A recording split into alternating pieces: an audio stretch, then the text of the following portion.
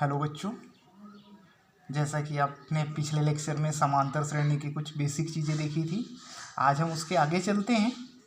Second lecture में हम थोड़ा इससे आगे चलते हैं, जिसमें प्रश्नवाली 5.1 का पहला, दूसरा और तीसरा क्वेश्चन आज हम हल करेंगे।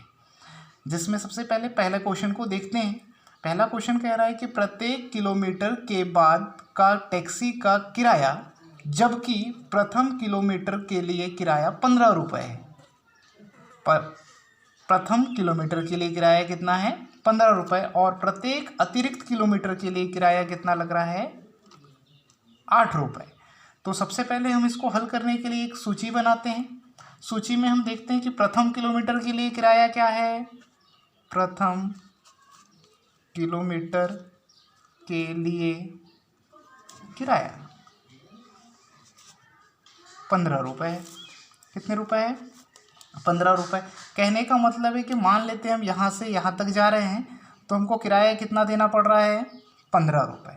इसके बाद बोलता है कि अतिरिक्त किराया, यानी अतिरिक्त जितना किलोमीटर अतिरिक्त जाएंगे उसमें हमको कितना देना पड़ेगा? 8 रुपये प्लस करते हुए देना होगा। मान लेते हैं फिर हम यहाँ से यहाँ तक जाते हैं, तो किराया कितना हो जाएगा? 15 + 8।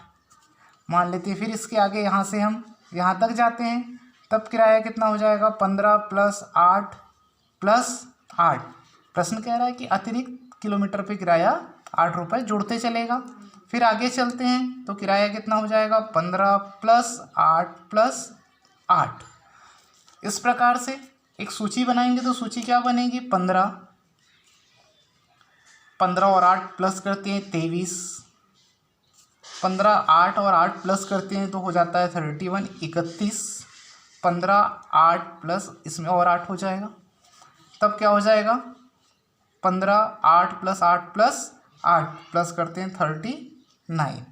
इस प्रकार से एक सूची तैयार होती है। तो अब इस सूची में हमको बताना है कि ये समांतर श्रेणी है या नहीं। तो ये भी हमको सबसे पहले जांच करनी है। तो हम देखते हैं कि ये समांतर श्रेणी है या नहीं। तो समांतर श्रेणी है या नहीं देखने के लिए मैंने आपको बताया था, सारवंतर पद डी निकालना है। कैसे निकालना है मैंने आपको पिछले लेक्चर पे समझाया था।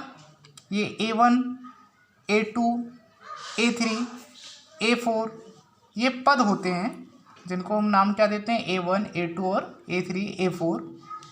तो मैंने बताया था कि आपको डी निकालने के लिए क्या करना है, या आप क्या करें, A2 में से A1 को माइनस कर दें, या A3 माइनस A2 कर दें। तो माइनस करते हैं डी निकालने के लिए। 23 - 15 और इधर पे हम माइनस करते हैं 31 - 23। चलिए माइनस करेंगे, देखते हैं क्या प्राप्त हो रहा है? 8। कितना प्राप्त हो रहा है? 8। यानी दोनों में जब हम हल कर रहे हैं, A2 - A1 और A3 - A2 ये बराबर आ रहा है। इसका मतलब क्या होगा? ये एक AP है। AP यानी समांतर श्रेणी है। तो हम नीचे यहाँ लिख देंगे, अतः दी गई सूची एक AP है। इस प्रकार से हम पहले क्वेश्चन को हल करेंगे। ठीक है बच्चों, इसके आगे चलते हैं। सेकंड क्वेश्चन कहता है, किसी बेलन में उपस्थित हवा की मात्रा, जबकि वायु निकालने वाला पंप प्रत्येक बार बेलन की शेष हवा का 1/4 भाग बाहर निकाल देता है। कहने का मतलब क्या हुआ कि एक बेलन है, बेलन के आकार का, यानी आप जानते हैं पंप देखें जो साइकिल में हवा भरते हैं, वैसा एक पंप है जिसमें हवा भरी हुई है। तो वो प्रत्येक बार क्या होता है कि उस पंप से प्रत्येक बार बेलन के शेष हवा का 1/4 भाग बाहर निकल जाता है। कितना भाग बाहर निकल जाता है? 1/4 भाग। तो मान लेते हैं हम इसमें एक सूची तैयार करते हैं। तो सूची तैयार करने के लिए हम मान लेते हैं कि इसमें कितनी हवा है? X हवा है। कितनी हवा है?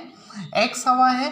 तो क्या कर रहा है? सूची में कह रहा है हमको कि जो हवा है उसका 1/4 भाग बाहर निकलता है, तो माइनस कर देते हैं, माइनस एक्स, इस एक्स का जितनी हवा है उसका 1/4 भाग क्या होगा, बाहर निकलेगा।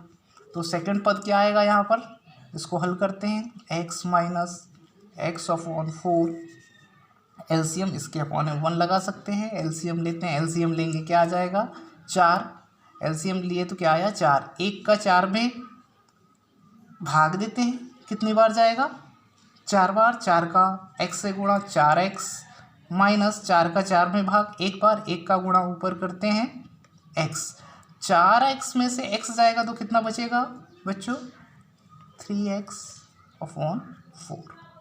ठीक है, तो सेकंड सूची क्या आ जाएगी, कितना हवा बचेगा 3x अपॉन 4/4। फिर क्या कह रहा है अगले स्टेप में, अगले स्टेप में कह रहा है कि इसका जो हवा है उसका फिर 1/4 भाग बाहर निकल जाता है, तो 3x अपॉन 4 माइनस किसका माइनस होगा, इसी का, इसी का कितना 1/4 3x अपॉन 4।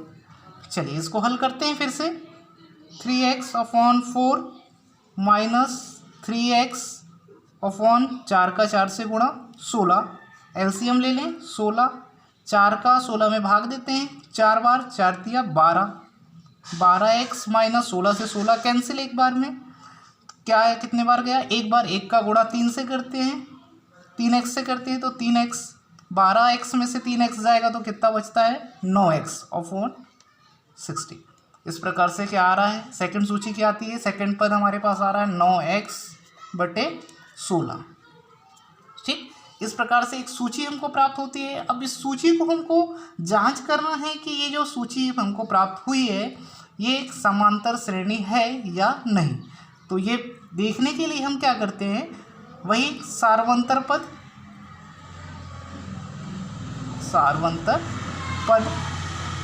निकालते हैं। सार्वंतर पद निकालने के लिए मैंने बताया था ये पहला पद a1 a2 a3, हम क्या करेंगे a2 माइनस a1 और इधर कर लेते हैं a2 minus a3 minus a2। चलिए यहाँ पे हल करते हैं, 3x अपॉन 4 माइनस x और यहाँ पे हो जाएगा 9x upon 16 minus 3x upon 4।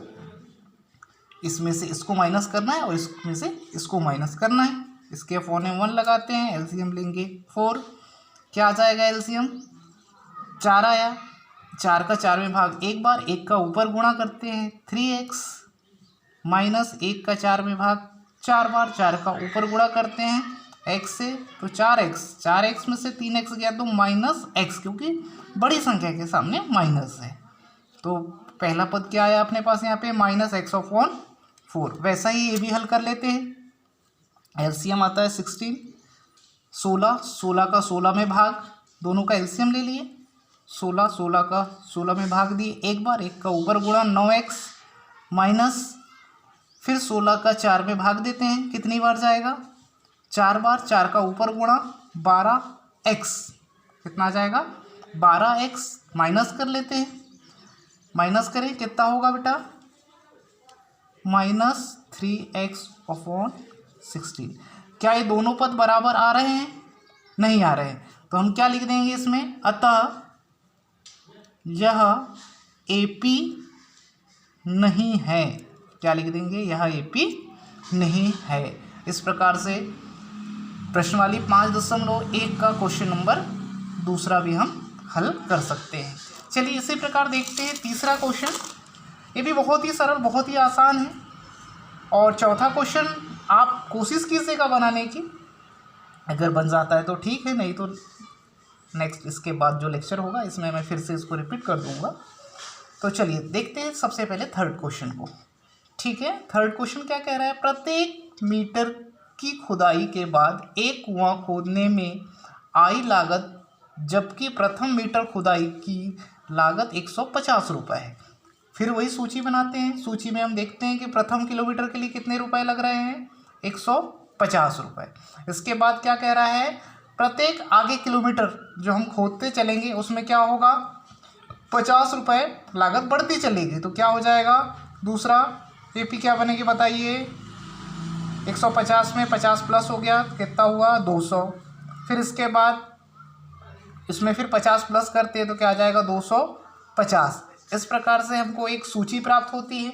अब जो सूची प्राप्त हुई है ये समांतर श्रेणी है या नहीं, ये देखने के लिए मैंने आपको बताया था, सबसे पहले हम सार्वंतर पद निकालते हैं। सार्वंतर पद निकालेंगे।